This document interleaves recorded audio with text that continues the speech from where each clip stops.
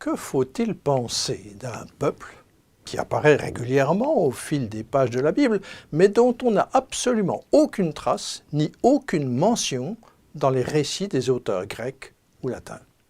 Même Hérodote, celui que Cicéron avait surnommé le père de l'histoire et qui vivait pourtant à Halikarnasse, au sud-ouest de la Turquie actuelle, n'a fait aucune allusion aux Hittites ou aux Étiens. Pourtant, Hérodote vivait vers 450 avant Jésus-Christ et il avait accès à des sources qui ont été perdues depuis. Mais rien, aucune trace. Les Hittites seraient-ils une invention des auteurs de la Bible? William Henry Guiton, l'auteur du célèbre ouvrage « Le cri des pierres », cite même les propos d'un opposant à la Bible de 1843 qui se moquait de la Bible. Il citait le chapitre 7 du deuxième livre des rois qui déclare « Voici que le roi d'Israël a pris à sa solde contre nous les rois des Hittites et les rois des Égyptiens pour venir nous attaquer. » Pour cet opposant à la Bible, ce texte était une pure fiction. Un peuple hittite qui était cité en même temps que le puissant empire égyptien, comment cela pouvait-il être possible? Pour lui, ce passage biblique n'avait aucune valeur historique. Et il a déclaré, je cite, « Il n'y a aucun signe dans ce passage qui indique que l'auteur eut la moindre connaissance de l'histoire contemporaine. » Une fois de plus, la Bible était ridiculisée, uniquement parce qu'on n'avait pas retrouvé la moindre trace d'un certain peuple hittite. Pourtant, si on ne s'en tient qu'à la Bible, on trouve bien plus que de vagues allusions. Par exemple, à l'époque de Salomon, dans 1 Roi 10, 28, on peut lire « On amenait d'Égypte les chevaux de Salomon, il en amenait même avec eux pour tous les rois des Hittites et pour les rois de Syrie. » Environ 500 ans avant, à l'époque de Moïse, Nombre 13, 27 consigne le rapport des espions à Moïse après avoir parcouru le pays de Canaan. Le texte dit « C'est bien un pays découlant de lait et de miel, mais le peuple du pays est puissant. Les Amalécites habitent le pays du Négev, donc au sud. Les Hittites, les Yébousiens et les Amoréens habitent la montagne, donc au centre d'Israël. » La Bible mentionne donc clairement un peuple hittite bien implanté au centre du pays avant la conquête de Josué. Encore 5 siècles plus tôt, à l'époque d'Abraham cette fois, le chapitre 23 de la Genèse rapporte qu'Abraham acheta une concession pour enterrer sa femme Sarah, et le texte précise qu'il acheta une parcelle de terre avec une caverne à un roi hittite. La scène se déroule à côté de Mamré, ancêtre de l'actuelle ville d'Hébron dans le Negev. Et si on remonte encore beaucoup plus loin dans le passé, dans Genèse 10, qui cite l'origine des peuples de la terre, il est question d'un dénommé Heth, ancêtre des Hittites ou Hétiens, descendant de Cam, un des 3 fils de Noé. Donc les Hittites tiennent une vraie place dans la Bible. Et lorsque Dieu traite alliance avec Abraham, il lui déclare que ses descendants posséderont une région qu'il décrit comme étant le pays des Kéniens, des Kénisiens, des Cadmonéens, des Cananéens et des Hittites.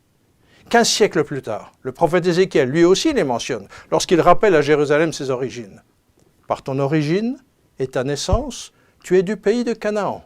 Ton père était un Amoréen ou Amorite et ta mère une Hittite. » Donc si les Hittites étaient une invention, il y a pas mal de passages de la Bible qu'il faudrait supprimer. C'est toujours pareil. Les opposants de la Bible utilisent encore et toujours la même tactique.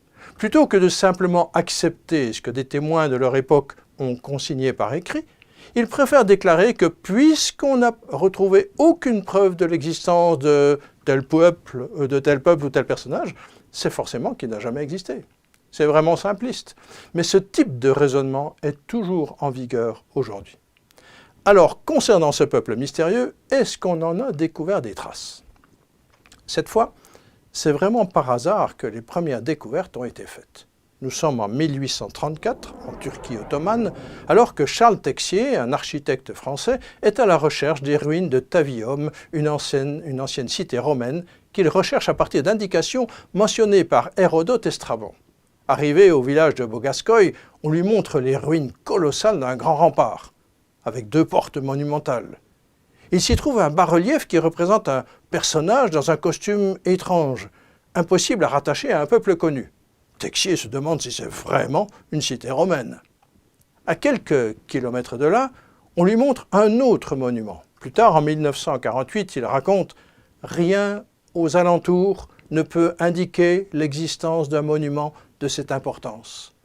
Et lorsqu'au détour d'un rocher, je me trouvais en face d'un chef-d'œuvre d'un art barbare mais primitif, je ne pus cacher mon admiration. » En fait, il vient de découvrir les restes de la capitale de Hattusha, capitale hittite, mais il ne le sait pas encore. Il trouve bien des inscriptions en hiéroglyphes et les recopie, mais il n'a aucune idée de ce dont il s'agit. Ces hiéroglyphes ne sont pas de l'égyptien, mais une langue inconnue. Personne n'est capable de les lire. Au même moment, en Égypte, on découvre des inscriptions en égyptien qui mentionnent des mystérieux Hatti. Par exemple, à Karnak, des inscriptions de l'époque de Ramsès II, vers 1250 avant Jésus-Christ, mentionnent ce peuple des Hatti comme étant suffisamment puissant pour organiser une coalition contre l'Égypte. À peine croyable. On a même découvert qu'à l'époque de Ramsès II, un traité avait été établi entre ces 2 grandes puissances régionales, les Hittites et les Égyptiens.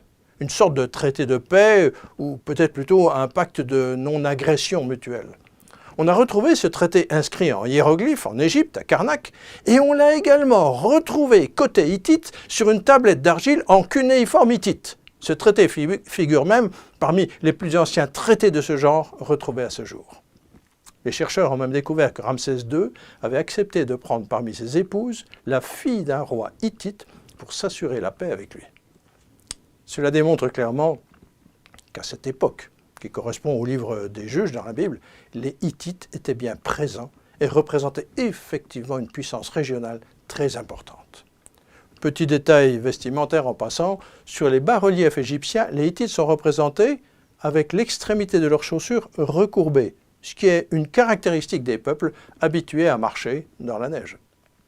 Puis, toujours en Égypte, on a encore découvert les fameuses lettres d'Amarna, qui sont en quelque sorte des courriers diplomatiques échangés entre les dirigeants égyptiens et les dirigeants des autres grandes puissances de l'époque.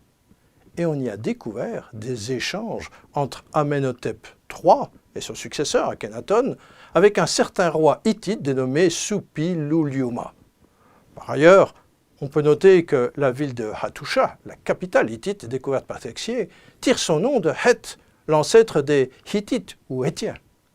Par la suite, il a encore fallu des années d'efforts, jusqu'en 1915, pour réussir à déchiffrer les inscriptions en hiéroglyphes hittites.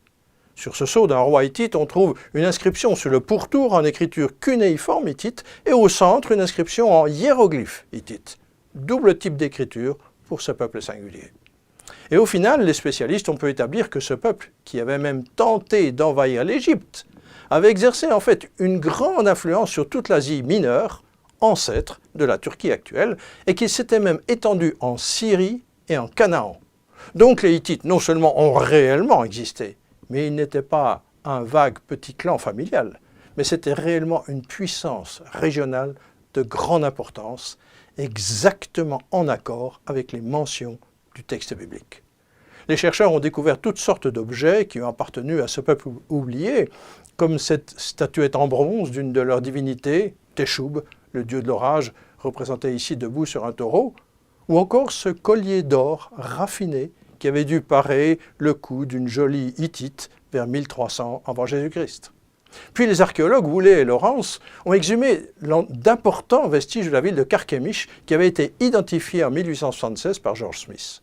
Carchemish avait été une importante cité hittite, à la frontière entre la Syrie et la Turquie actuelle. Située sur l'Euphrate, elle en contrôlait autrefois le passage et contrôlait donc toute la région. C'est intéressant de noter que cette cité hittite importante, au niveau stratégique, est également citée dans la Bible. On la trouve en effet 3 fois, par exemple dans ce texte du prophète Jérémie. On lit au chapitre 46 « Sur l'Égypte, sur l'armée du pharaon Nécho, roi d'Égypte, qui était près du fleuve de l'Euphrate, à Carchemish, et qui fut battu par Nebuchadnezzar, roi de Babylone, la 4e année de Joachim, fils de Josias, roi de Juda. Une fois de plus, on ne peut que constater qu'on se trouve bien dans l'histoire. L'histoire réelle, de gens réels, très loin des inventions et des légendes. Ce peuple des Hétiens ou Hittites a existé pendant une très longue période, exactement comme le mentionne la Bible, même si par la suite il a disparu et qu'il est resté totalement inconnu des historiens pendant des dizaines de siècles. Voilà donc encore un élément tangible confirmant de manière éclatante la validité du récit biblique et donc la solidité de ce qu'il nous rapporte. De quoi alimenter à nouveau notre réflexion, n'est-ce pas ?